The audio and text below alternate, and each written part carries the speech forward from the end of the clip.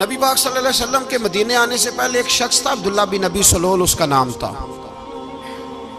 تو مدینے والے لوگ اس کو اپنا پیشوا مانتے تھے، اوس بھی خزرج بھی، اس کی تاج پوشی بھی کی، بڑی اس کی منتا تھی۔ جب حضور آ گئے تو اس کا کاروبار بند ہو گیا۔ اب لوگ یہ نہیں سمجھتے کہ میں غلط ہوں، لوگ کسی کے مفادات کو ٹھیس پہنچتی ہے تو مخالفت کرنے لگ جاتا ہے۔ اب اس کے حالات جب خراب ہوئے تو اس نے پتہ کیا کیا، جھوٹ موٹ کا کلمہ پڑھ لیا۔ سمجھ آ رہی ہے باتوں؟ جھوٹ موٹ کا، اور منافقوں کا ایک ٹولہ اس نے تیار کر لیا جس کا قرآن مجید نے سورہ منافقون میں ذکر کیا۔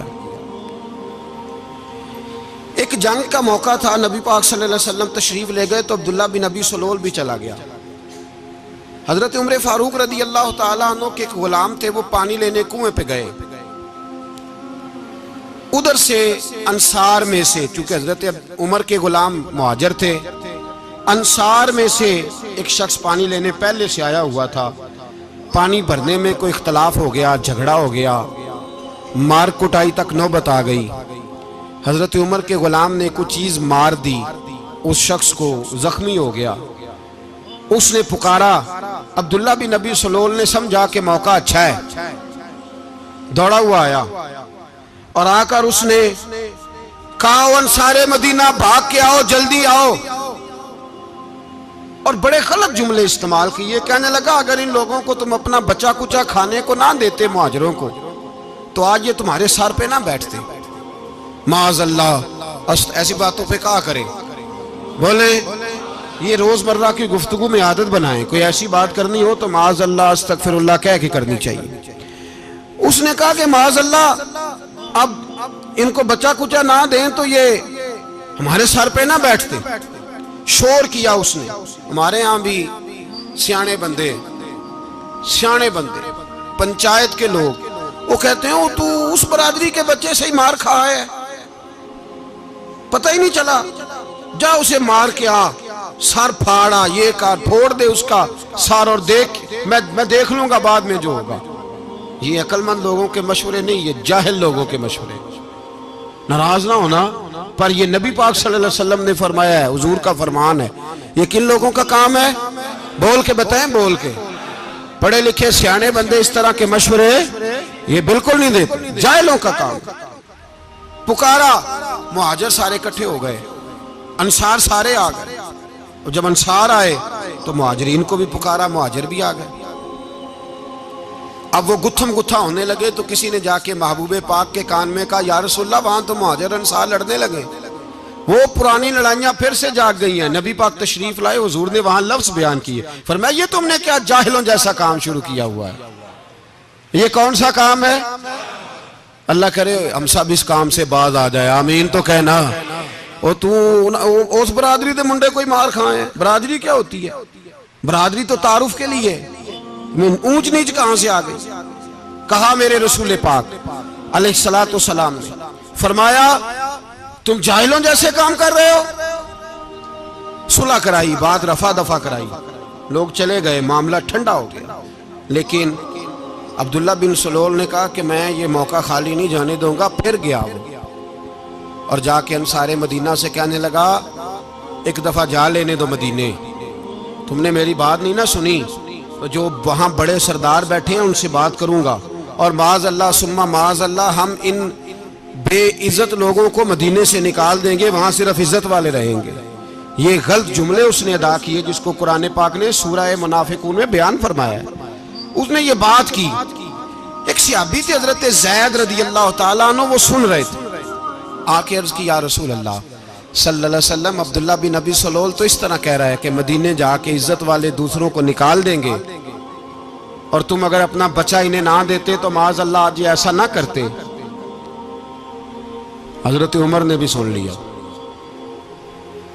حضرت عمر نے بات سن لی، تلوار نکالی اور دوڑے۔ حضور نے بازو پکڑا، فرمایا کدھر جا رہے ہو؟ کہا یا رسول اللہ اگر آج سزا نہ دی تو کل اور بات بھی کرے گا، اور اگر آج ایک قتل ہو گیا تو باقی سیانے بن جائیں گے۔ یا رسول اللہ مجھے چھوڑے، میں ماروں گا۔ حضور نے فرمایا عمر چپ کر، وہ جھوٹ موٹ کا کلمہ پڑھتا ہے، لوگ کہیں گے کہ محمد ابن عبداللہ نے اپنے ساتھی مارنے شروع کر دیے۔ چپ کر، حوصلہ کر، صبر کر، دلیری کر۔ حضرت عمر کہتے ہیں میری حضور کے کہنے پر میں ٹھہر تو گیا، پر وہ میرے اندر جو آگ لگی ہوئی تھی ٹھنڈی نہیں ہو رہی۔ کہتے ہیں میں چپ تو کر گیا۔ نبی پاک علیہ السلام نے پوچھا عبداللہ بن نبی سلول سے تو نے یہ کہا ہے؟ کہنے لگا حاشا وکلا میں نے بات ہی نہیں کی نا۔ اب لوگ کہنے لگے کہ زید تو نوجوان ہے تو یہ بوڑھا آدمی ہے، چلو صحیح کہتا ہوگا۔ حضور بھی خاموش ہو گئے۔ اللہ پاک نے قرآن مجید نازل فرما دیا، فرمایا اللہ نے سن لی ان کی بات جنہوں نے یہ کہا ہے، اور پھر لفظ بڑے حسین ہے، فرمایا یہ کہتے ہم عزت والے ہیں؟ نہیں، وَلِلَّهِ الْعِزَّةُ وَلِرَسُولِهِ وَلِلْمُؤْمِنِينَ، فرمایا عزت تو اللہ کے پاس ہے، اللہ کے رسول کے پاس ہے، اور عزت تو مومنوں کے پاس ہے، مومنین کے پاس عزت ہے۔ یہ قرآن پاک نے سارا مضمون بیان کر دیا کہ عبداللہ بن نبی سلول غلط کہتا ہے اور حضرت زید صحیح کہتے ہیں۔ حضور نے کچھ نہیں فرمایا، جا رہا ہے قافلہ۔ جب مدینے کی سرحد آ گئی نا، حدود مدینہ منورہ کی شروع ہوئی، تو عبداللہ کا اپنا بیٹا، اس کا نام بھی عبداللہ بن عبداللہ تھا، اپنا بیٹا اس کا بڑا مخلص جانثار غلام تھا میرے رسول پاک صلی اللہ علیہ وسلم کا، وہ تلوار لے کے مدینے کی حد پہ کھڑا ہو گیا اور کہنے لگا میرے باپ تو نے اتنی بے ایمانی کے لفظ کہے کہ میں ان کو نکال دوں گا؟ کہے اپنی زبان سے کہ میں ذلت والا ہوں، رسول پاک کو اللہ نے بڑی عزت عطا فرمائی، کہے ورنہ میں تیری گردن کاٹ دوں گا۔ بول کہے حضور بھی عزت والے اور نبی پاک کے غلام بھی عزت، کہے اپنی زبان سے کہے میرے رب کا یہ فرمان ہے وَرَفَعْنَا لَكَ ذِكْرَكَ، حبیب میں خود تیرے لیے تیری شانوں کو بلند فرما دوں گا۔ تو کہا تو دشمن ہو کے کہنے لگا میرے بیٹے مجھے معاف کر دے، مصطفیٰ تو بڑی عزتوں والے، ان کے غلام شانوں والے۔ جب بیٹا تلوار لے کے سامنے کھڑا ہوا، شہرت ہوئی، اب نبی پاک نے حضرت عمر کی طرف دیکھا، کہا عمر تیری بات صحیح تھی، اب جو ہوا یہ زیادہ صحیح تھا، وہ میں نے تجھے کہا حوصلہ کر، تدبر کر، وقت کا انتظار کر، یہ صحیح ہوا کہ وہ صحیح تھا۔ تو حضرت عمر فاروق کہنے لگے یا رسول اللہ میں گواہی دیتا ہوں آپ واقعی اللہ کے سچے رسول ہیں صلی اللہ اتنی اچھی رائے، وقت فیصلہ کرتا ہے، تدبر سے چلے، دانائی سے چلے، علم پیدا کریں، بردباری۔ ہمیں کئی دفعہ سجدہ صاف کرنا پڑتا ہے، ہم جو کہتے ہیں بات اس کے الٹ نکل آتی ہے۔ ہم کسی شخص کے بارے میں کچھ تبصرہ کر بیٹھتے ہیں، کچھ عرصے کے بعد ہمیں پتہ چلتا ہے کہ وہ تو ایسا تھا ہی نہیں، ہم نے غلط بات کر دی۔ ہم بغیر تحقیق کے، بغیر تفتیش کے، حوصلہ نہ ہونے کی وجہ سے، صبر نہ ہونے کی وجہ سے ہم بہت سارے کام کر گزرتے ہیں، پھر ہمیں نقصان ہوتا ہے۔ اپنی زندگی میں حلم نہ چھوڑیں، حوصلہ نہ، لڑائیاں ہوتی ہیں نا گھروں میں، اس کی وجہ خامد ہوتا ہے، بیوی نہیں ہوتی۔ یہ بات گھر جا کے بتانا کہ آج انہوں نے کہا ہے۔ لڑائی کی وجہ کون ہوتا ہے؟ نہ بولو تسی، پر میں تے آنکھ ہی چھڑیا ہے، وہ تو ریکارڈ ہو گیا ہے۔ لڑائی کی وجہ کون ہے؟ جڑے باتیں لڑتے ہیں وہ کوندے ہی نہیں پے۔ وجہ کون بنتا ہے جی؟ کیوں بلا؟ اس لیے کہ نبی پاک صلی اللہ علیہ وسلم نے فرمایا عورت کی عقل آدھی ہے تو تیری تو پوری ہے نا، جس کا مطلب ہے لڑائی اگر بچ سکتی تھی تو مرد کی وجہ سے بچ سکتی تھی، گھر میں امن ہو سکتا تھا۔ کہتے ہیں جی یہ بڑی بیوقوف ہے، میری سنتی نہیں۔ تو میں نے کہا جو اس سے بحث کر رہا ہے وہ سیانا ہے؟ بولیں، جو بحث کر رہا ہے وہ عقل مند ہے؟ بندہ تو چلو تھا وہ دانشور، شیکسپیئر، باتیں بعض اوقات اس کی کچھ ایسی ہیں۔ اس سے کسی نے پوچھا تھا عورتوں سے کون جیت سکتا ہے بحث میں، تو اس نے کہا تھا وہ جو ان سے بحث نہ کرے، جو ان سے بحث۔ تو بھائی تو وجہ اس لیے کہ حوصلہ تو نہیں کرنا تھا۔ نبی پاک علیہ السلام نے فرمایا بی بی ٹیڑھی لکڑی ہے، سیدھی کرنے کی کوشش کرو گے تو ٹوٹ جائے گی، سیدھی تو پھر کتنا بیوقوف ہے جو پتھر سے سر رگڑ رہا ہے، کتنا نادان ہے جو یہ حرکت کر رہا ہے، دریا میں چھلانگ لگا کے کہتا ہے ڈوبوں گا نہیں۔ تو بھائی حوصلہ پیدا کرے، علم پیدا کرے۔ بہت ساری ایسی باتیں کرے کہ جس میں اشتعال آئے گا، فٹافٹ 3 لفظ طلاق کے دے دیے، اب بھاگا گیا مفتی صاحب کے پاس، اوہو 4 بچوں کا کیا بنے گا؟ اور یہ بات پکی ہے کہ بچوں کو صرف ان کی ماں ہی پال سکتی ہے، ان کی ماں۔ اور بات مجھے نہیں بھولتی، ایک شخص نے بیوی کو طلاق دے کے دوسری شادی کی. اس کا بیٹا تھا 10 سال کا. تو اس نے اپنے بیٹے سے کہا کہ بیٹے بتا پرانی اماں صحیح تھی یا یہ صحیح ہے؟ اس نے کہا نہیں ابا وہ تو جھوٹ بڑے بولتی تھی، یہ صحیح ہے. وہ جھوٹی تھی، وہ جھوٹ بڑے بولتی تھی میری سگی اماں، یہ سچ بولتی ہے. اس نے کہا وہ کیسے؟ کہنے لگا اس لیے کہ میں کوئی شرارت کرتا تھا تو میری سگی اماں مجھے تھپڑ مارتی تھی اور کہتی تھی تجھے روٹی نہیں دے رہی، جا دوڑ جا گھر سے. تو میں دوڑ جاتا تھا تو جھوٹ بولتی تھی نہیں دینی، پھر آدھے گھنٹے کے بعد مجھے ڈھونڈنے لگ جاتی تھی، ڈھونڈ کے لاتی تھی، پھر میری منت کرتی تھی، پھر مجھے کہتی تھی نہ مجھے ستایا کر، پھر میرا ماتھا چومتی تھی، پھر میری مرضی کا کھانا بنا کے دیتی تھی، پھر میرے منہ میں لقمے ڈالتی تھی. جھوٹی تھی، پہلے کہتی ہے نہیں دینی پھر پیچھے بھاگتی ہے. یہ سچی ہے، میں شرارت کرتا ہوں تو تھپڑ مار کے نکالتی ہے، پھر میں منتیں کرتا ہوں پر روٹی نہیں دیتی، پیر پکڑتا ہوں نہیں دیتی. سچ بولتی ہے، اپنی بات پہ ڈٹ جاتی ہے. او بھائی بچے اس کی ماں ہی پال سکتی ہے، تو نے 3 جملے کہتے سوچا ہی نہیں، تیرا کا گیا تو یہ تو نئی بیوی ملے گی، اور اس کا بھی کیا گیا، اس کو بھی شاید شوہر مل جائے. ان پھولوں کی پرورش صرف ان کا مالی کر سکتا ہے، دوسرا کر سکتا تو نے حوصلہ ہی نہیں کیا. ٹھیک ہے غلطی بیوی کی تھی پر تو مرد تھا نا، تیرے پاس تو دلیری تھی. فٹافٹی 3 طلاق کے جملے کہہ دیے. اور میرے رسول پاک علیہ السلام نے فرمایا جائز کام بڑے ہیں پر طلاق جائز تو ہے پر میرے رب کو پسند نہیں، اللہ کو پسند. تو نے مالی بگا دیا جس نے تیرے گھر کا باغ سینچنا تھا. تو بھائی یہ حوصلہ نہیں، درجنوں طلاقیں، 20 کیس، اور ابھی وہ شادی کے پورے کپڑے نہیں پہنے تو طلاق پہلو. اس کی وجہ یہ کہ حوصلہ نہیں، صبر نہیں، رضا نہیں، ہم احساس نہیں کرتے. اگر تو یہ سمجھ جائے کہ بس اللہ نے جو میرے لیے بہتر سمجھا مجھے دے دیا، صحیح ہے میری آزمائش ہے، کیا ہے کچھ ہے جو اس نے بہتر سمجھا مجھے اس نے، پھر تو سکھی ہو جائے، تیرے لیے جینا آسان ہو جائے، پھر تو بہت ساری پریشانیوں سے آزمائشوں سے دور ہو جائے. میرے نبی پاک علیہ السلام نے ہمیں حوصلہ کرنے کا حکم دیا، دلیری. 2-3 سال شاید پچھلے سال یا اس سے پچھلے سال حج کے موقع پہ نا ہمارے پاکستان میں تو بڑے بڑے انوکھے واقعات ہوتے ہیں. سننے سے کیا میں کہتا ہوں وہ عبرت کے لیے ہوتے ہیں. جعلی ویزے لگوا دیے حج کے کسی ایجنٹ نے، اللہ کے مہمانوں کو بھی لوگ لوٹ لیتے ہیں. جعلی ویزے لگوا دیے. اور مزے کی بات یہ ہے کہ پاکستانی ایئرپورٹ سے گزر بھی گئے وہ ویزے والے، اور احرام باندھے لوگ جدے پہنچ گئے.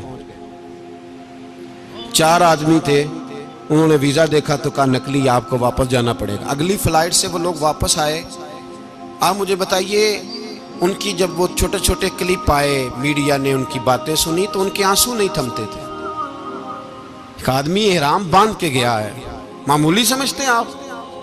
میرے جیسا غریب آدمی کبھی اس نے ارادہ کیا اور مدینے جانے کا لیٹ ہو جائے تو کلیجہ پھٹنے کو آتا ہے. کچھ مجبوریاں پیروں میں آ جائے، نہ جا سکے تو پتہ نہیں کتنی توبہ کرنے کو دل کرتا ہے کہ کہیں غلطی تو نہیں ہو گئی، کوئی ایسی بات تو نہیں نکل گئی. یقین کریں طبیعت پریشان ہو جاتی، یار کوئی ایسا کام تو نہیں ہوگا جس کی وجہ سے یہ بات ہوئی. 4 آدمی لوٹ آئے، حالات خراب ہو گئے، لوگ رو رو کے قصے سناتے تھے. لیکن میرے رسول پاک علیہ السلام کا حوصلہ دیکھو.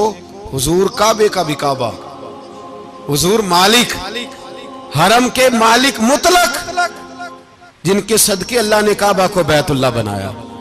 حاجیو آؤ شہنشاہ کا روضہ دیکھو، کعبہ تو دیکھ چکے اب کعبے کا بھی کعبہ دیکھو. حضور 1400 صحابہ کو لے کے گئے عمرہ کرنے. مقام حدیبیہ پر پہنچے تو کافروں نے روک لیا، ہم عمرہ نہیں کرتے. تو اور میں خادم اور جو وارث و مالک ہیں 1400 صحابہ، ہم نہیں عمرہ کرنے دیتے، واپس جائیے. صلح لکھی جا رہی ہے. صلح کی شرطیں کیا ہیں؟ مکے سے کوئی آدمی غلطی سے بھی مدینے چلا گیا، مکے کا آدمی، تو مسلمان اگر ان کے ظلم سے تنگ آ کے، مکی مسلمان کافروں کے ظلم سے تنگ آ کے مدینے چلا گیا تو مدینے والے واپس کریں گے.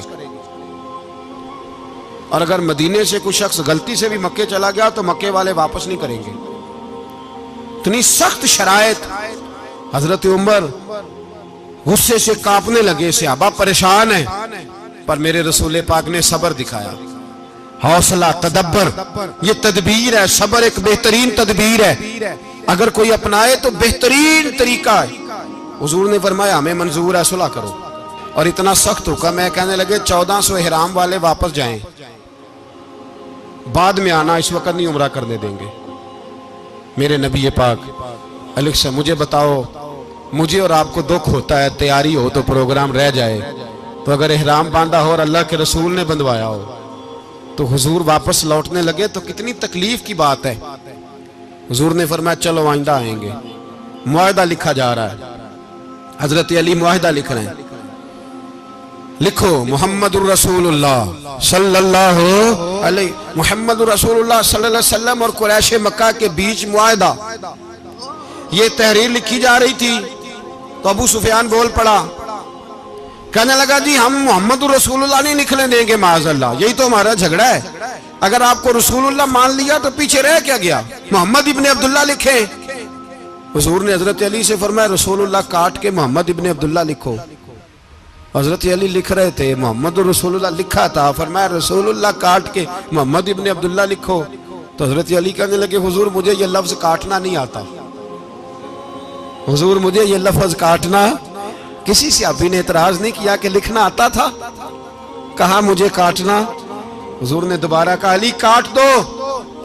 کہا یا رسول اللہ مجھے یہ لفظ کاٹنا نہیں آتا. میرے حبیب نے تیسری دفعہ کہا علی کاٹو. تو شیر خدا نے قلم چھوڑا, ہاتھ باندھے اور کھڑے ہو کہنے لگے محبوبہ مجھے تیرے قصیدے لکھنے آتے ہیں, کاٹنے کوئی نہیں آتے, میں مجبور ہوں, مجھ سے نہیں ہوتا. کوشش کرتا ہوں, نہ قلم اٹھتا ہے نہ ہاتھ چلتا ہے. میرے حبیب پاک نے قلم پکڑا اور لفظ رسول اللہ خود کاٹ کے محمد ابن عبداللہ کرایا. بھائی وقت گزر گیا, صلح ہو گئی. یہ تدبر, یہ حوصلہ, یہ تدبیر میرے نبی نے فرمائی. اب تو 1400 کو مکے نے نہ داخل ہونے دیا, لیکن ایک سال ہی گزرا, تھوڑا ہی وقت گزرا, میرے رسول پاک 10,000 کو لے کے مکے میں داخل ہو گئے. 10,000. اس نے فائدہ دیا. حکمت کیا تھی, تدبر کیا تھا. قریش روز لڑائی کرنے آ جاتے تھے, تبلیغ ہی نہیں کرنے دیتے تھے. ان سے صلح ہو گئی تو نبی پاک نے کیسر کو خط لکھا, کیسر روم کو, ہرکل کو. دور دراز تبلیغ پھیل گئی, مسلمان 100,000 سے زیادہ ہو گئے.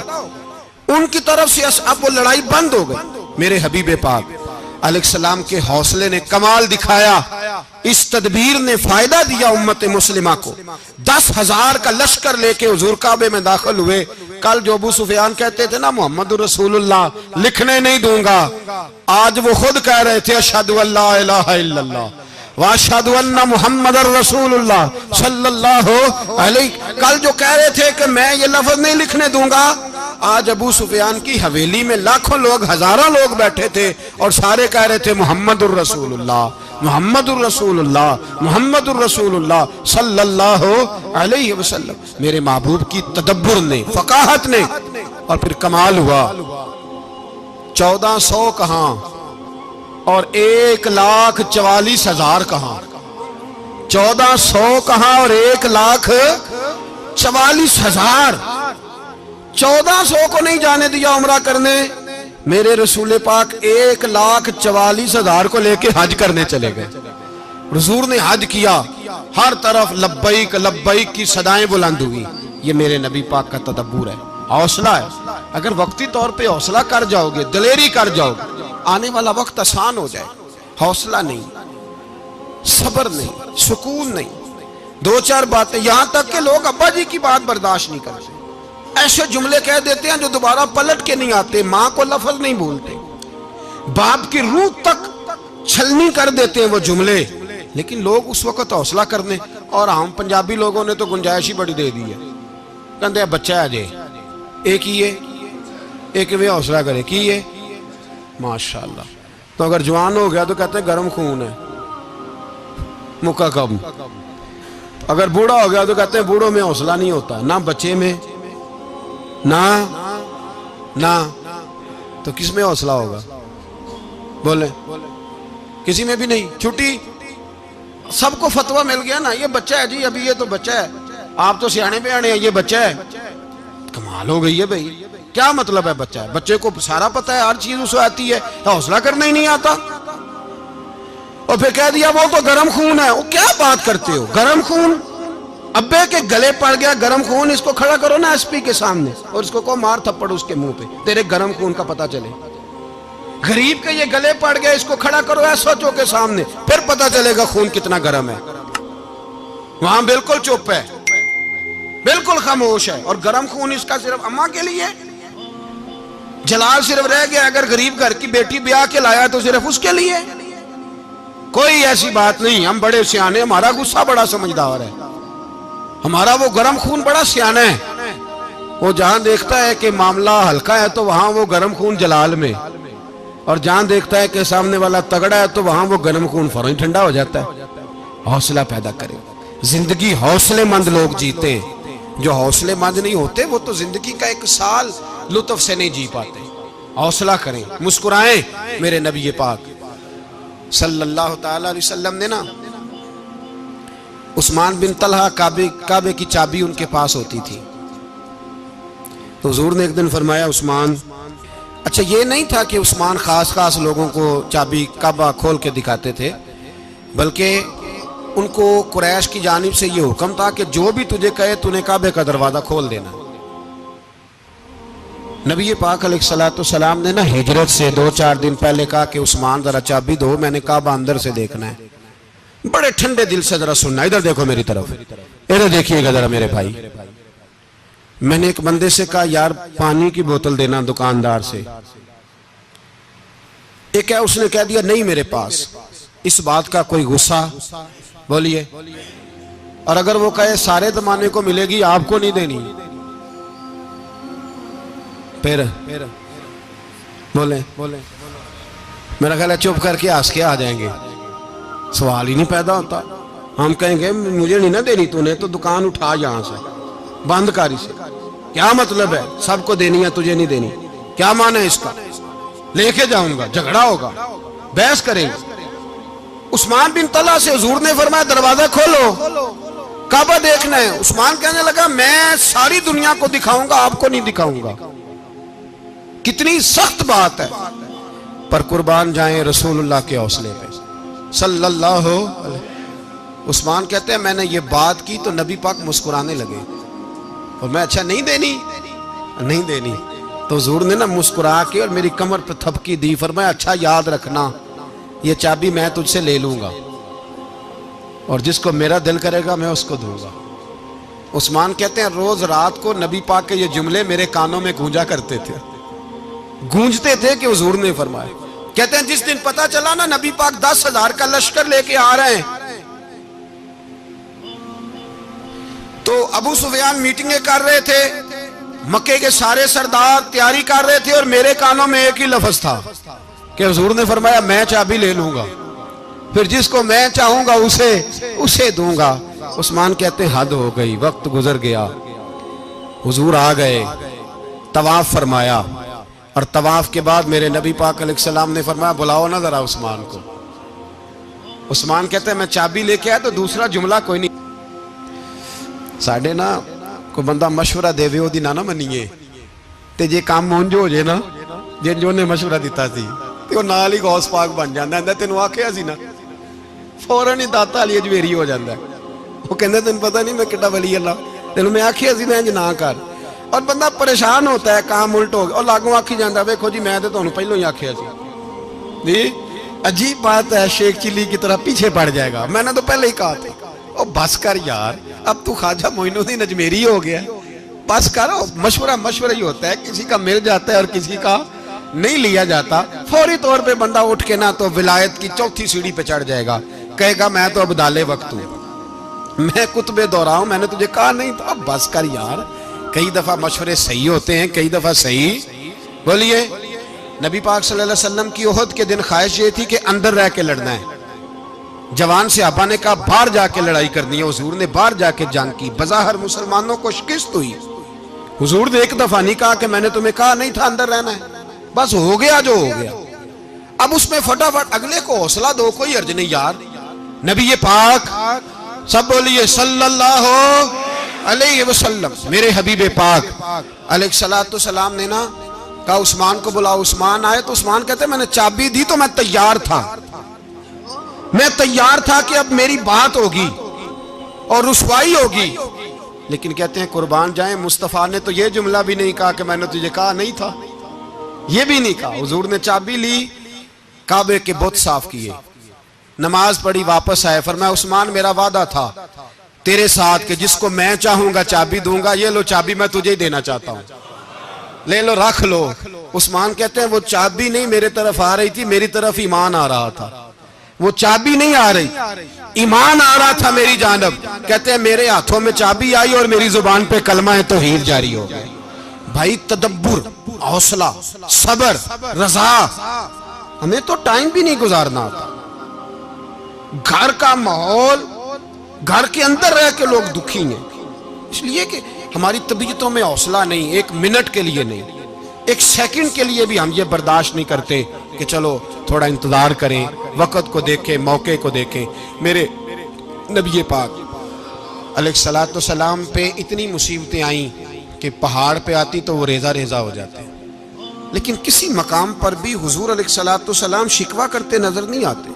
ہم غریبی کا رونا روتے ہیں، ہر چوتھا آدمی کہتا ہے بڑا غریب ہوں، لیکن میرے نبی پاک علیہ السلام نے چوتھے دن کھجور کھائی، سرکہ کھایا ہے اور موٹے بان کی چارپائی پہ آرام کیا. حضرت عمر نے کہا حضور کتنی تکلیف ہے؟ فرمایا عمر کوئی تکلیف نہیں، تھوڑا سا تو وقت ہے، جنت میں جائیں گے، ساری نعمتیں اللہ نے ہمارے لیے تیار کی ہوئی ہے. راضی بالرضا، راضی بالرضا، کوئی کسی قسم کا مسئلہ نہیں. ہمیں آزمائشیں آتی ہیں، تکلیفیں آتی ہیں، بیماریاں آتی ہیں، لوگ چھوٹی چھوٹی بات پر پریشان ہو جاتے ہیں، ذرا ذرا سی بات پر شکوہ کرتے ہیں. میرے رسول پاک علیہ السلام نے فرمایا جب میرا رب کسی کو بیمار کرتا ہے تو 2 فرشتوں کو بھیجتا ہے، جاؤ میرے بندے کی تیمارداری کر کے آؤ. اللہ اکبر، خود رب بھیجتا ہے، جاؤ میرے بندے کی. تو مجھے بتائیے جب اللہ بھیجے تو پھر تندرست خوش نصیب ہوا کہ بیمار؟ جی تندرست پھر خوش نصیب کون ہوا؟ میرے نبی پاک صلی اللہ علیہ وسلم نے فرمایا رب 2 فرشتے بھیجتا ہے، فرماتا ہے پتہ کر کے آؤ میرے بندے کا اس کا کیا حال ہے، حالانکہ اللہ سارا ہی جانتا ہے. فرشتے آتے ہیں، واپس جاتے ہیں، رب کریم پوچھتے ہیں بتاؤ میرا بندہ کیا کہتا تھا؟ اللہ تجھے سارا ہی پتہ ہے، پر ہم سے پوچھتے تو بتا دیتے ہیں. وہ یہ کہتا تھا کہ میں اپنی رب کی رضا پہ بڑا ہی راضی ہوں. وہ تیری حمد کر رہا تھا، تیری تعریف کر رہا تھا، تیرا شکر کر رہا تھا، تیرے لیے کلمات حمد بیان کر رہا تھا. تو میرے نبی پاک علیہ السلام فرماتے ہیں، اللہ فرشتوں سے فرماتا ہے سنو پھر اگر میں اپنے بندے کو اس بیماری میں شفا دوں گا تو اس تندرستی سے زیادہ اچھی تندرستی دوں گا جو پہلے اسے عطا کی ہوئی تھی، پہلے سے اچھی صحت دوں گا. اور اگر اسے اس بیماری میں موت دوں گا تو پھر مرتے ہی اس کے لیے میں جنت کا فیصلہ فرما دوں گا. بھائی جب تو راضی بالرضا رہتا ہے، راضی بالرضا، بڑی سادی سی بات ہے بھائی. آپ گھر گئے روٹی مانگی تو اگر کسی نے کہا نا کہ اتنی تھکاوٹ ہے ٹائم پہ آیا کریں اس وقت، تو روٹی تو وہ بھی مل گئی پر اس میں لذت، وہ سکون نہیں، وہ سکون نہیں. میری اماں جی سالن پکا کے رکھ لیتی تھی تو روٹی جب بھی کوئی مانگتا تھا تو تازی بنا کے دیتی تھی، ان کی طبیعت تھی. تو میں اکثر ان سے کہتا کہ اماں جی پکا کے رکھ دیا کرو. تو کہتے تمہیں خوشی نہیں ہوتی جب تمہاری اماں تازی پکا کے دیتی ہے؟ خوشی ہوتی ہے، طبیعت میں خوشی ہوتی ہے. ان کا مزاج تھا، ذوق تھا، تو ہم سمجھتے تھے یار یہ بڑی سعادت کی بات. تو آپ گھر گئے رات کو تو گھر والوں سے کہا روٹی، تو فوراً اٹھے فوراً، اور انہوں نے کھانا تازہ بنایا اور ساتھ یہ بھی کہا باہر سے نہ کھایا کرے بندہ بیمار ہو جاتا ہے. کتنی ٹھنڈک پہنچتی ہے آدمی کے دل کو، سکون ملتا. تو بھائی بیماری تو آپ نے کاٹ لی لیکن ساتھ کہو ہو بڑا بیمار ہوں، میں نے تو اتنے گناہ بھی نہیں کیے، ظلم بھی نہیں کیا، کسی کو کچھ بھی. اب بیماری تب بھی کٹ گئی پر بڑی آزمائش، مریض ڈاکٹر کے گلے پڑ رہا ہے، اس کے لواحقین جھگڑے کر رہے ہیں، بیماری وہ بھی کٹ گئی. اور ایک بیمار وہ ہے جو چارپائی پہ لیٹا ہے اور کہتا ہے جس طرح میرا اللہ راضی اسی طرح میں بھی راضی. تو بیماری اس کی بھی کٹ گئی. حضرت یونس علی نبینا علیہ السلام نے ایک دن حضرت جبریل امین ملنے آئے تو جناب یونس علیہ السلام کہنے لگے اے جبریل اللہ کے نیک بندوں میں جو اللہ کو اس وقت سب سے زیادہ پسند ہے نبیوں کے بعد، توجہ کرنا بات پر، جو سب سے زیادہ اللہ کو پسند ہے نبیوں کے بعد ولیوں میں، اور سب سے زیادہ اللہ جس کو اللہ کی بارگاہ میں عبادت گزار لکھا جاتا ہے، میری اس بندے سے ملاقات کرا۔ تو حضرت جبریل نے جناب یونس علیہ السلام کو ساتھ لیا تو ایک شخص کے پاس پہنچے جو آنکھوں سے اندھا تھا، دونوں ہاتھ اس کے سلامت نہیں تھے اور پورے جسم میں پیپ جاری تھی، ریشہ تھا۔ جب جا کے السلام علیکم کہا نا حضرت یونس نے، اس نے وعلیکم السلام کے بعد پہلا لفظ پتہ کیا کہا؟ اس نے کہا یا اللہ تیرا شکر ہے، یا اللہ تیرا، آپ بھی ادا کریں اللہ کا شکر، یا اللہ تیرا، اللہ تیرا شکر ہے۔ تو حضرت یونس علیہ السلام کہنے لگے تو شروع سے اس طرح کا ہے، نابینا بھی اور ہاتھوں سے معذور بھی اور سارا جسم شروع سے؟ تو بڑے ہی خوبصورت لفظ اس بیمار نے کہے، کہنے لگے نہیں حضور میں بالکل ٹھیک ٹھاک تھا، جب تک میرے رب نے چاہا کہ یہ دنیا کو دیکھے تو تب تک اس نے مجھے آنکھیں دیں، اور جب اس نے چاہا کہ اب اس کا دیکھنا بہتر نہیں تو اس نے واپس لے لی۔ تو یا اللہ تیرا شکر ہے، اللہ تیرا شکر ہے۔ پھر کہا جب تک اس نے چاہا کہ میرے ہاتھ رہے تب تک رہے، جب اس نے چاہا کہ میرے لیے بہتر نہیں تو اس نے لے لیے، تو یا اللہ تیرا شکر ہے۔ جب تک اس نے چاہا کہ میرا جسم صحیح و سلامت رہے تو رہا، اور جب اس نے چاہا کہ میرے لیے بہتر نہیں تو مجھے بیمار کر دیا، تو یا اللہ تیرا شکر ہے۔ تو حضرت یونس علیہ السلام کہنے لگے جبریل واقعہ یہ اللہ کا سب سے زیادہ شکر گزار بندہ ہے، سب سے زیادہ عبادت گزار بندہ ہے، سب سے زیادہ۔ میرے نبی پاک علیہ السلام نے فرمایا میرا مومن ہر حال میں ہی نفع میں ہے، نعمت ملے تو شکر کر کے نفع، مصیبت آئے تو صبر کر کے نفع، اپنی زندگی میں تحمل، بردباری، علم پیدا کرے، حوصلہ پیدا کرے۔ ہر آنے جانے والے شخص کے مزاج کے مطابق اسے نہ ملے، اپنا مزاج صحیح رکھے، اپنی طبیعت کے مطابق اپنے ماحول کو برقرار رکھیں۔ علم کے ساتھ گزارا کرو گے تو رشتہ داروں سے بھی بنی رہے گی، دوستوں سے بھی بنی رہے گی، ہر ایک سے تعلق رہے گا۔ اور اگر آپ کے اندر یہ حوصلہ نہیں تو پھر سارے معاملات پریشانی کا شکار ہو جائیں گے۔ یہ تو آج کا مضمون تھا۔ ہمیں نا لوگ مشورہ دیتے ہیں، کہتے ہیں پیر صاحب درویشوں کو سیاست کی بات نہیں کرنی چاہیے، دیتے ہیں نا مشورہ لوگ؟ جی تھوڑا تھوڑا بول دیں، تھوڑا تھوڑا دیتے ہیں نا۔ اگرچہ ہم ان کی بات نہیں مانتے، اس لیے کہ اقبال نے کہا تھا جدا ہو دین سیاست سے تو رہ جاتی ہے چنگیزی، جدا ہو دین سیاست سے تو۔ اور پہلا فکرہ یہ ہے کہ جلال بادشاہی ہو یا جمہوری تماشا ہو، جدا ہو دین سیاست سے تو رہ جاتی ہے۔ اس نے کہا جب سیاست اور دین علیحدہ علیحدہ ہوتے ہیں تو چنگیز خان اور ہلاکو خان پیدا ہوتے ہیں۔ سیاست جب تک مسجد کے اندر رہتی ہے تب تک پاک صاف رہتی ہے، وہ گندی ہوتی تب ہے جب مسجد سے نکل جاتی ہے۔ حضرت علی کے زمانے تک مسجد میں رہی، پاک صاف رہی، یزید باہر لے گیا تو گندی ہو گئی، حضرت عمر بن عبدالعزیز دوبارہ مسجد میں لے آئے تو پھر پاک ہو گئی۔ لیکن پھر بھی ایک ساتھی نے مجھے کہا تو اس کی بات میں، سب کی باتیں نہیں مانتا، اس کی بات میری سمجھ میں آئی۔ وہ کہنے لگا جی اصل بات یہ ہے کہ سیاسی تبصرے تجزیے ہم اخباروں میں ٹی وی پہ جا کے بیٹھیں، جا کے بڑی مہربانی میری طرف دیکھیں، وہ ہم سنتے رہتے ہیں تو ہمارا دل کرتا ہے مسجد میں صرف ہم رسول اللہ کا پیار ہی سنیں۔ تو میں نے کہا یار تیری بات دل کو لگتی ہے، یہ بات صحیح ہے، چلو یہ نیت اچھی ہے، یہ تیرا نظریہ ٹھیک ہے، مان گئے ہم۔ میں چلا گیا دکاندار کے پاس اور میں نے اس کو جا کے کہا کہ گاڑی کا انجن کھولو، اس طرح کرو اس طرح۔ اس نے کہا مولانا آپ جا کے نا گھر تو فقہ کی کتاب کھولیں، اس لیے کہ گاڑی کے انجن کے بارے میں آپ کو معلومات، یہاں اگر آپ نے یہ کام کرنا ہے تو اس کو پڑھیں، کسی استاد کے پاس ورکشاپ پہ آئیں، آپ کے ہاتھوں کو، منہ کو، چہرے کو مٹی لگے، دھواں لگے، گریس لگے، پھر آپ کو پتہ چلے گا انجن کیسے کھلتا ہے۔ صحیح کہہ رہا ہوں؟ نہیں صحیح کہہ رہا؟ دھواں گلنا تو یہاں کر چڑی جائے، صحیح کہہ رہا ہوں جی؟ اگر مولوی کو اجازت نہیں سیاست کی بات کرنے کی، اور مولوی کو اجازت نہیں کہ انجن کی بات کرے، تو سیاستدان کو اجازت ہے دین کی بات کرنے کی؟ یہاں تو وہ آئے نا مدرسے میں پڑھے، پورا دین حاصل کرے، پھر وہ بولے تو پھر تو ٹھیک ہو گیا، لیکن جب اسے سورۃ اخلاص بھی سیدھی نہیں آتی تو فتوے دینے کی اس کو ضرورت ہے کوئی؟ بولے نا یار، کیوں چھیڑتے ہیں سیاست؟ ہم نہ پچھلے جمعے جلوس نکالنا چاہ رہے تھے ختم نبوت کی ترمیم کے حوالے سے، حکومت وقت نے کہا کہ ہم واپس لیتے ہیں، تو میرے بہت سارے دوستوں نے کہا جی نکالنا چاہیے، انہوں نے کیا کیوں؟ میں نے کہا یار لوگوں کو بھی پریشان نہیں کرنا چاہتے، ہماری اپنی سڑکیں ہیں، کسی کو بس ٹھیک ہے، انہوں نے واپس لے لی تو بات ختم ہو گئی، ہم مان گئے، تسلیم کر لیا۔ اتنا ہمارا مطالبہ ہے کہ اس آدمی کو ضرور سزا دو جس نے یہ ترمیم کی ہے، لیکن ہم نہیں کرتے، کوئی نہیں نکلے، نہیں نہ نکلے بولے ہیں۔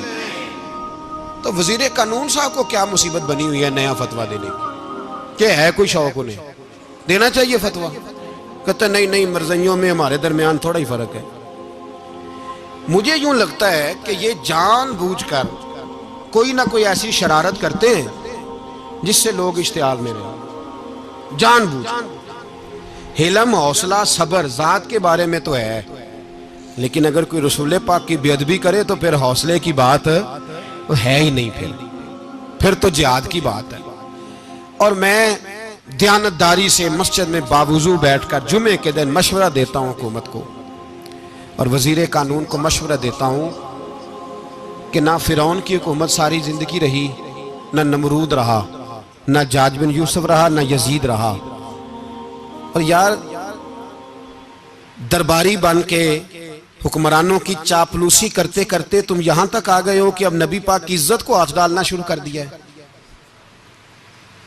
اور آپ یقین کریں سیاسی جماعتوں کا اتنا برا حال ہے کہ ان کے لیڈر کے بارے میں کوئی بات کرے تو پاگل ہو جاتے ہیں یہ احتجاج کر کر کے، اور اس نے ڈائریکٹ کہہ دیا کہ ختم نبوت کا مسئلہ ہی کوئی نہیں، جو دین کی بنیاد ہے، کسی کو پرواہ نہیں۔ مجھے تو ان لوگوں کی فکر ہو رہی ہے جن لوگوں نے انہیں ووٹ دیے ہیں، وہ اللہ کو کیا جواب دیں گے۔ اور یہ اللہ ماشاءاللہ ساری سیاسی جماعتیں اس طرح کی۔ اور میرا وزیر قانون صاحب کو بھی مشورہ ہے کہ زندگی بڑی تھوڑی ہے، بڑی تھوڑی، اللہ سب کو معاف کرتا ہے، اپنے رسول کے غداروں کو معاف نہیں کرتا۔ اور یہاں تمہاری گاڑیوں پہ جھنڈے لگے ہوئے ہیں، وہاں بھی تمہارے جھنڈے لگیں گے، پر اس لیے لگیں گے کہ یہ غدار ہیں ناموس رسالت کے، یہ جھنڈے لگیں گے۔ شرم کرو اور ڈر جاؤ، بس کر دو، تمہارے منہ میں اب دانت پورے نہیں رہے۔ کوئی شوگر کا مریض ہے تو کوئی بلڈ پریشر کا، تو کوئی ہارٹ کا، تو کوئی کینسر کا۔ شرم کرو اور اپنی قبر کی بھی تھوڑی سی فکر کرو۔ بتاؤ پاکستان کے کتنے صدر گزرے، وزیر اعظم گزرے، تو ان کی قبریں کہاں ہیں؟ کوئی جاتا ہے ان کی قبروں پہ؟ کسی کو خبر ہے؟ کیوں اپنے لیے جہنم کٹھی کرتے؟ سارا کچھ دنیا داری رہ گئی ہے، سارا کچھ صرف یہی رہ گیا۔ حضرت ابو بکر سردار تھے، حضرت عمر سردار تھے قبیلے، حضرت عثمان سردار تھے، انہوں نے سرداریوں کو ٹھوکر مار کے رسول اللہ کے قدموں میں بیٹھنا پسند کی، سرداریاں چھوڑ کے غلام بن گئے۔ تم سرداریاں بچانے کے لیے رسول اللہ کی غداری کرتے ہو، شرم نہیں آتی؟ اور قوم شکوہ ہے مجھے ان لوگوں سے جو مولوی تو کہہ دیتے ہیں تو سیاست نکار، اور کسی سیاستدان کو منع نہیں کرتے کہ جب تجھے سورت فاتحہ بھی نہیں آتی تو تجھے کس نے اجازت دیا اتنی بڑی بات؟ اور میں نے پچھلے سے پچھلے جمعے بھی کہا تھا، پھر کہتا ہوں اور آن دی ریکارڈ کہتا ہوں، مرزائی کل بھی کافر تھے، آج بھی کافر، اور قیامت تک، اور جو ان کے کفر میں شک کرے وہ بھی، اور پکا بے ایمان ہے، کافر ہے۔ وہ وزیر قانون ہو یا صوبائی ہو یا وفاقی ہو، من شک فی کفر ہی فقط کفر، جو مرزائی کے کفر میں شک کرے وہ بھی کافر ہے۔ ہمارے رسول آخری رسول ہے، ہم کسی کو یہ اجازت نہیں دیں گے کہ وہ ختم نبوت میں رکھڑا ڈالنے کی کوشش کرے، ہم کسی کو یہ اجازت ہے۔ اور تم نے قوم کو لوٹا، لوٹتے رہو، اب ایمان پہ ڈاکے تو نہ ڈالو۔ تمہیں دولت لوٹ کے پیٹ نہیں بھرا، اب ایمان لوٹنا شروع کر لیا ہے۔ تمہارا فیکٹریاں لوٹ کر، قومی خزانہ لوٹ کر پیٹ نہیں بھرا، بے ایمانو اب دین بیچ کر اپنی حکومتیں پکی کرو گے۔ اور وہ لوگ بھی تیار ہو جائیں جو ان بے ایمانوں کو منتخب کرتے ہیں، ان سے بھی سوال کرے گا ختم نبوت کا موضوع قیامت کے دن کہ تم بتاؤ، ان کو سپورٹ کرتے تھے جو رسول اللہ صلی اللہ علیہ وسلم کے بعد بھی کسی نبی کو نبی ماننا درست جانتے تھے؟ شرم آنی چاہیے، خیال ہونا چاہیے۔ اور میں نے کہا کہ ہمارا دل نہیں چاہتا، آپ یقین کریں، ہمیں شوق ہے جلوس نکالنے کا، تمہارے خلاف باتیں کرنے کا۔ تم نے روز تھرمامیٹر نکالا ہوتا ہے، چیک کرتے ہو کہ ایمان کتنا ہے کتنا نہیں ہے۔ یہ پاکستان اگر صوبہ سندھ ہے تو وہ حضرت عبداللہ شاہ غازی کا ہے، اگر بلوچستان ہے تو حضرت بابا عبد الرحمان کا ہے، اور اگر پشاور ہے تو وہ صوفیاء کا ہے، اور اگر یہ دھرتی پنجاب ہے تو یہ داتا علی اجویری کی ہے، یہ بابا فرید الدین کی ہے۔ اس میں کسی غدار کو قبضہ کرنے کی اجازت بالکل نہیں ملے گی۔ اور ہم وہ لوگ بھی نہیں جو چپ کر کے اندر سوتے رہیں، قوم جو کرتی ہے کرتی رہے، ہمیں پرواہ نہیں، نہ ایسی کوئی بات نہیں۔ کوئی بندہ نہ سمجھے کہ انہیں ہوش نہیں، انہیں پتہ نہیں، ہمیں سارا کچھ ہی آتا ہے۔ پھر اگر کل کو کوئی ممتاز قادری پیدا ہو گیا تو شکوہ نہ کرنا، کل کو کوئی پھر سے عامر چیمہ نکل آیا تو شکایت نہ کرنا، یاد رکھنا۔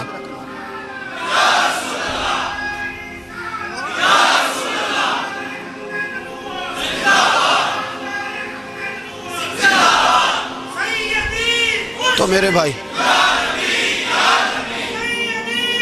کھل کے بولے یا نبی رسول کے صلی اللہ علیہ وسلم۔ تو یہ مشورہ،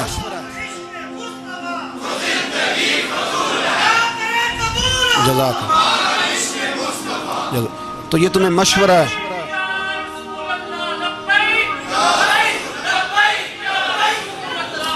میری بات سنیں، یاد رکھیں، یہ لوگ بعد میں پچھتاتے ہیں، پھر مناظرے کراتے پھرتے ہیں، اس نے صحیح کیا کہ غلط کیا، پھر انہیں ہوش آتی ہے بعد میں، پھر ان کے حواری نکل کے میدانوں میں دلیلیں دیتے ہیں۔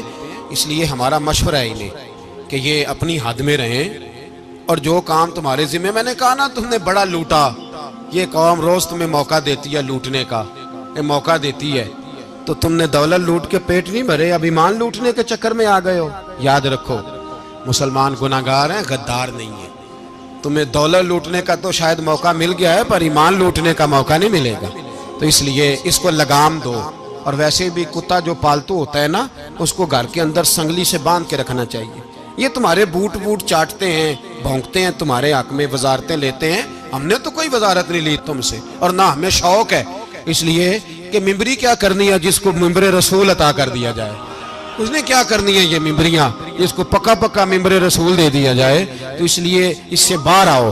میں نے کہا بڑے بڑے نمرود، فرعون، قارون دفن ہے، تمہارا بھی نام تک نہیں ہوگا، بالکل نام نہیں ہوگا۔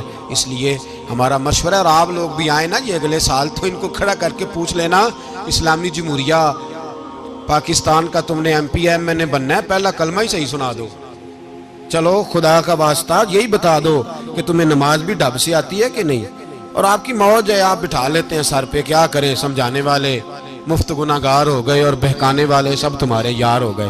اس لیے یہ چھیڑتے ہیں جان بوجھ کے، اور پھر جب کوئی ممتاز قادری علیہ رحمہ پیدا ہوتے ہیں پھر انہیں دشواری ہوتی ہے، پھر ان کا جینا مشکل ہو جاتا ہے، یہ موقع دیتے ہیں، پتہ نہیں کس کے ایجنڈے پہ عمل کر رہے ہیں۔ میرا سوال یہ ہے، میں نے پچھلے جمعے پھر میرا سوال ہے کہ میں پوچھتا ہوں اس آدمی کو ضرورت کیا ہے ختم نبوت پر بات کرنے، جب امت مسلمہ کے متفق کا فیصلہ ہے کہ مرزائی کافر، اسمبلی نے بل پاس کر دیا کہ مرزائی ان کو اقلیت قرار دے دیا، اور جب سے وہ اقلیت بنے نہ ہم نے ان کی عبادت گاہ جلائی، نہ ہم نے ان کو قبروں سے نکالا، نہ ہم نے، بس ٹھیک ہے جیسے عیسائی رہتے ہیں، یہودی سے کس ملک میں رہتے ہیں وہ بھی رہیں، اقلیت بن کے رہے، کوئی اعتراض، پر تم انہیں کھونچ کے کیوں قریب کرتے ہو؟ تمہارا کیا یارانہ ہے ان کے ساتھ؟ بتاؤ تو صحیح۔ ان لوگوں سے ان کو چاہیے اپنے منہ میں لگام ڈالیں، اور اگر نہیں ڈالیں گے پھر انشاءاللہ ڈالی جائے گی، اور بڑی تگڑی ڈلے گی، اور پھر ایسی ڈلے گی۔ سلمان تاثیر جب مرا تھا نا تو 5-5 لاکھ روپیہ مولویوں کو آفر کی جنازہ پڑھاؤ، 5-5 لاکھ روپیہ چھوٹے چھوٹے مولویوں کو۔ اور داتا صاحب کی مسجد کے خطیب بھی صوبائی جو تھے وہ خطیب تھے، ملازم تھے، انہوں نے کہا کہ ایمان نہیں بیچنا، نکالنا نوکری سے تو نکال دو۔ اور بادشاہی مسجد کا مولوی جس کا پتہ ہی نہیں چلتا کبھی کدھر چلا جاتا ہے کبھی کدھر، یہاں تو وہ بھی کھڑا ہو گیا، اس نے کہا نا ایمان نہیں بیچنا۔ گورنر ہاؤس کی مسجد کا امام کہنے لگا کہ بخشا جانا نہ جانا یہ تو رحمت الہی کا معاملہ ہے، پر اتنا گندا جنازہ نہیں پڑھنا، اتنا گندا جنازہ نہیں ہم پڑھیں گے، مرنے کے بعد تمہارے جنازے نہیں پڑھے جاتے، تمہاری قبریں خراب ہوتی ہیں، کدھر ہیں تمہاری دولتیں؟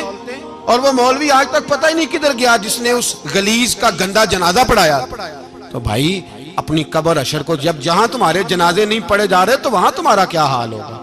اس لیے ان لوگوں کو چاہیے کہ اپنی زندگی اس طرح گزاریں کہ کچھ نہ کچھ منہ لے کے سرور کائنات کے پاس چلے جائیں، ورنہ ایسا نہ ہو کہ یہاں بھی پھٹکار اور وہاں بھی پھٹکار.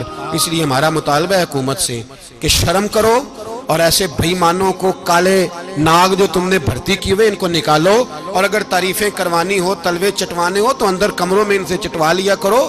ان سے کہو کہ یہاں ہماری نوکری کرو، باہر نکل کے رسول اللہ صلی اللہ علیہ وسلم کے دین کے بارے میں گفتگو نہ کرو. اس لیے کہ اللہ تبارک و تعالیٰ نے اس دین کے اندر بڑا حسن اور بڑا جذبہ رکھا ہوا ہے، بڑا وقار ہے. ہمارا مطالبہ ہے حکومت سے کہ ختم نبوت کے مسئلے پر کوئی سیاستدان گفتگو نہ کرے. آپ تائید کرتے ہیں اس بات کی؟ اس پر کوئی سیاستدان کوئی گفتگو. ہمارے پاس بڑے تماشے ہیں سیاست کرنے کو، باقی تماشوں پہ سیاست کرو. یہ رسول اللہ کی ناموس کا معاملہ ہے، یہ چھیڑنے کی تمہیں اجازت. مجھے سمجھ نہیں آتی یار، جب بات ختم ہو گئی، اسمبلی نے بل واپس لے لیا، تو صوبائی وزیر قانون کو آخر تکلیف کیا ہے؟ آپ کے پاس جواب ہے کوئی اس بات کا؟ یہ بات ختم ہو گئی، ہم نے جلوس نہیں نکالنا، چھوڑ دیا، خاموش ہو گئے. علماء نے میٹنگیں بلائی تھی، کینسل کر دی، ٹھیک ہے جی بات.